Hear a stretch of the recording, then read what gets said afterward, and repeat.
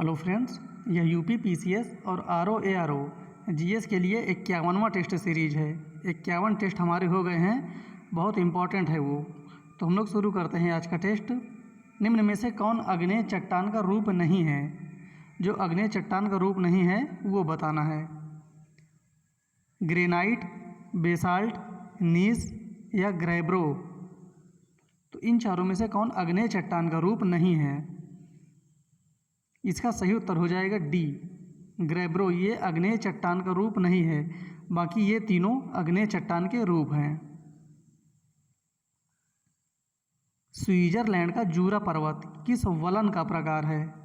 Switzerland का जो जूरा पर्वत है किस वलन का प्रकार है? वलन के बारे में बताना है। सममित वलन, असममित वलन, परिवलन या अधिवलन। बहुत इम्पोर्टेंट है ये। तो इसका सही उत्तर हो जाएगा ए, सममित वलन।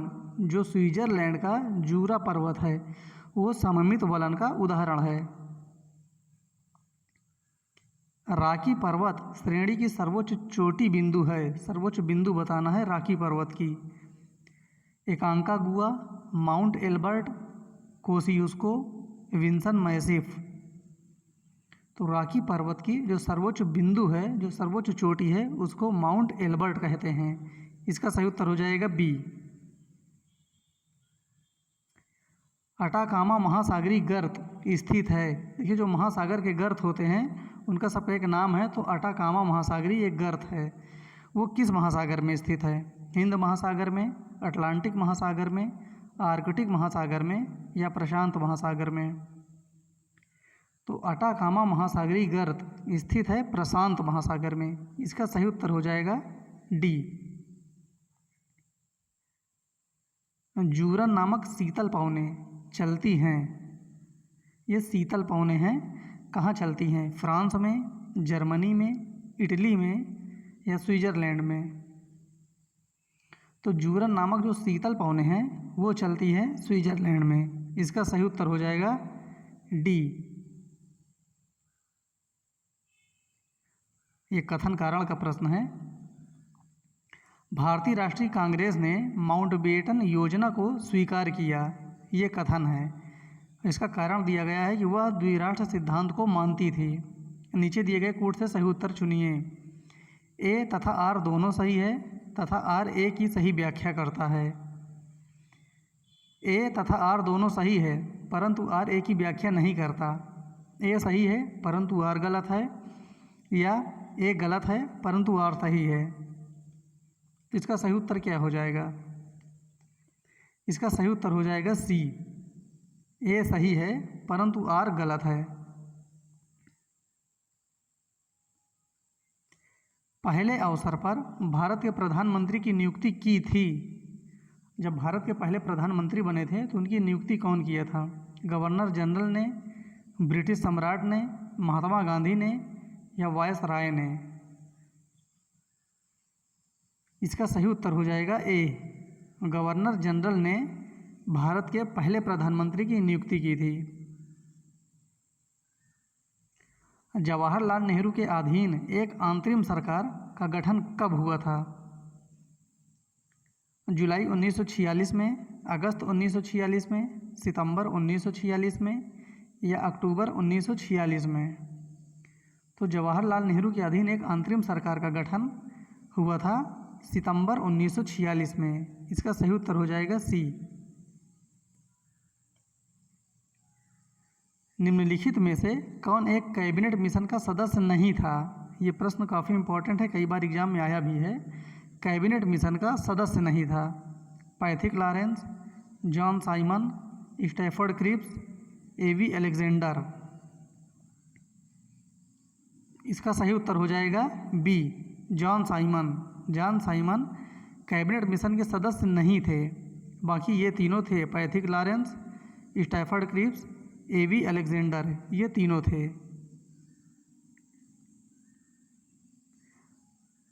अगस्त 1932 के रैमजे मैकडोनाल्ड के सांप्रदायिक पंचाट के द्वारा पहली बार एक पृथक निर्वाचक समूह बनाया गया।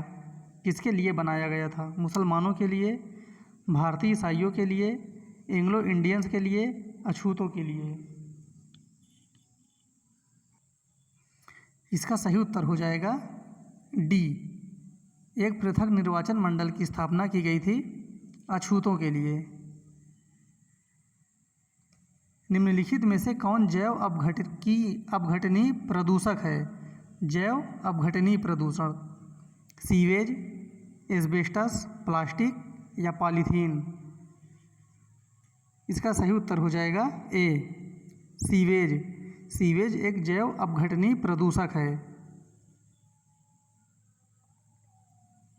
निम्नलिखित में से कौन सा वायु प्रदूषक ऑक्सीजन की अपेक्षा अधिक शीघ्रता से रक्त के हीमोग्लोबिन में घुल जाता है?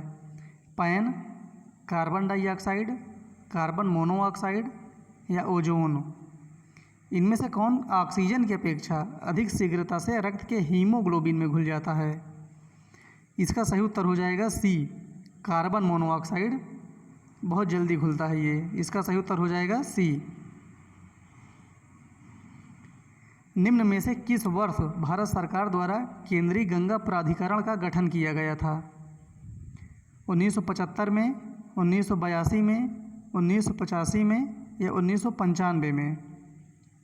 तो केंद्रीय गंगा प्राधिकरण का गठन किया गया था 1985 में। इसका सही उत्तर हो जाएगा सी। निम्न में से गलत सुमेलित की पहचान कीजिए। मोती झील बिहार, मिरिक झील दार्जिलिंग, रविंद्र सरोवर मध्य प्रदेश, रामगढ़ताल गोरखपुर। कौन सा इसमें से गलत है? जो गलत है वो बताना है। तो इसका सही उत्तर हो जाएगा सी, रविंद्र सरोवर मध्य प्रदेश। ये गलत है क्योंकि ये कोलकाता होगा। बाकी अन्य तीनों सही हैं। निम्नलिखित में से कौन अधिकतम ध्वनि प्रदूषण का कारण है? सबसे अधिक ध्वनि प्रदूषण का कारण है भारी ट्रक यातायात, निर्वाचन सभाएं, पॉप संगीत, जेट उड़ान। ये बहुत सिंपल से इसका उत्तर हो जाएगा डी, जेट उड़ान। ये सबसे अधिक ध्वनि प्रदूषण करते हैं इन चारों में से। अनुसूचित जाति और अनुसूचित जनजाति नियम 1995 की निम्नलिखित में से किस धारा के अंतर्गत वार्षिक रिपोर्ट के लिए सामग्री का उपबंध किया गया है? धारा 18, धारा 20, धारा 22 या धारा 24? ये संविधान का बहुत फेवरेट क्वेश्चन है। इसका सही उत्तर हो जाएगा ए, धारा 18 के अंतर्गत। निम्नलिखित में से कौन सा सूचना का अधिकार अधिनियम 2005 से संबंधित है? देखिए, जो सूचना का अधिकार अधिनियम था वो सन 2005 है। उससे संबंधित कौन है? लिली थॉमस बनाम भारत संघ, नंदनी सुंदर बनाम छत्तीसगढ़ राज्य, नमित शर्मा बनाम भारत संघ। उपरोक्त में से कोई नहीं। तो जो सूचना का अधिकार अधिनियम 2005 से संबंधित है उसका सही उत्तर हो जाएगा सी, नमित शर्मा बनाम भारत संघ। निम्नलिखित में से किसके मामले में उच्च न्यायालय और उच्चतम न्यायालय दोनों की अधिकारिता में आते हैं?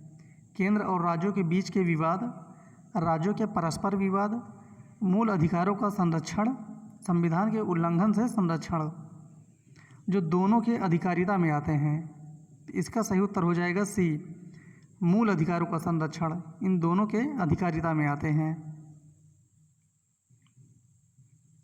उच्च न्यायालय की परमादेश जारी करने की शक्ति के अंतर्गत आते हैं। परमादेश जारी करने की शक्ति, ये ध्यान रखना। संवैधानिक अधिकार, सांविधिक अधिकार, मौलिक अधिकार, उपरोक्त सभी अधिकार। इनमें से कौन सा अधिकार है जो परमादेश जारी करने की शक्ति के अंतर्गत आता है? उच्च न्यायालय का। इसका सही उत्तर हो जाएगा डी, उपरोक्त सभी। ये सभी परमादेश जारी करने के अधिकार के अंतर्गत आते हैं। किसी व्यक्ति को एक ही अपराध के लिए एक बार से अधिक अभियोजित और दंडित नहीं किया जाएगा। अपराधों के लिए दोष सिद्धि के संबंध में उपरोक्त संरक्षण किस अनुच्छेद के अंतर्गत दिया जाता है? अनुच्छेद 19, अनुच्छेद 20, अनुच्छेद 21 या अनुच्छेद 22? इसका सही उत्तर हो जाएगा बी, अनुच्छेद 20 के अंतर्गत ये प्रावधान किया गया है। इस प्रकार से हमारे 20 प्रश्न आज हो गए। फिर मिलते हैं अगले वीडियो में। तब तक के लिए धन्यवाद।